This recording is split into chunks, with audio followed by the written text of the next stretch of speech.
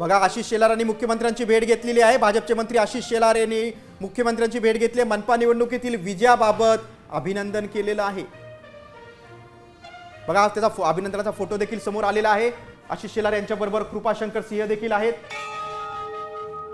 आशिष शेलारांना पेढा भरवला जातोय, त्यांचं देखील अभिनंदन केलं जातंय, कारण मुंबई भाजपचे अध्यक्ष अमित साटम आणि आशिष शेलार या दोन शिलेदारांनी मुंबईचा किल्ला लढवला होता आणि त्यांचा पेढा भरून त्यांचं अभिनंदन केलं जातंय। मनपा निवडणुकीतील विजयाबाबत अभिनंदन देखील केलेलं आहे।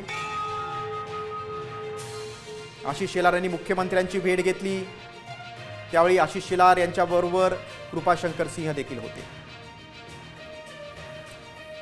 मुंबईतली रणनीतीबाबत अमित साटम आणि आशिष शेलार यांचा मोठा वाटा होता। पेढा भरून आशिष शेलारांचं देखील अभिनंदन करण्यात आलेलं आहे। आपण पाहू शकतोय भगवी शाल त्यांना देण्यात आलेली आहे। हे सूचक म्हणता येईल या वेळेला। हिंदुत्वाच्या मुद्द्यावरून अनेकदा त्यांनी भाष्य केलं होतं। पुढची महत्त्वाची बातमी आहे संभाजीनगरातून। भाजपची एक हाती सत्ता स्थापन होण्याची चिन्ह आहेत। 58 जागा जिंकत सत्ता स्थापन करण्यात येणार आहे।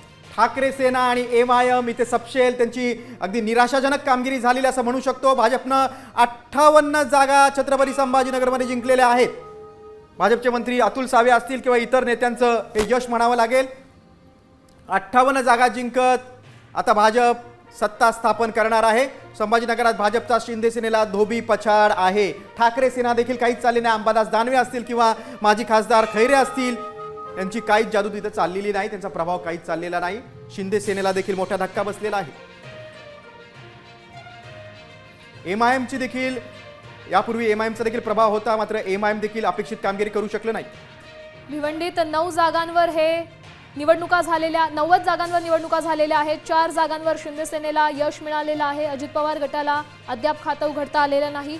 ठाकरे सेनेची तशीच स्थिती आहे, मनसेची देखील तीच स्थिती आहे। भिवंडीतला आपण सध्या आकडेवारी पाहतोय। 8 जागांवर काँग्रेसला आघाडी मिळवता आलेली आहे, तसंच 8 जागांवरच शरद पवारांच्या गटाला आघाडी मिळवता आलेली आहे आणि 4 अपक्ष आघाडीवर आहेत। भिवंडीत 4 जागांवर भाजपला बहुमत मिळालेलं आहे।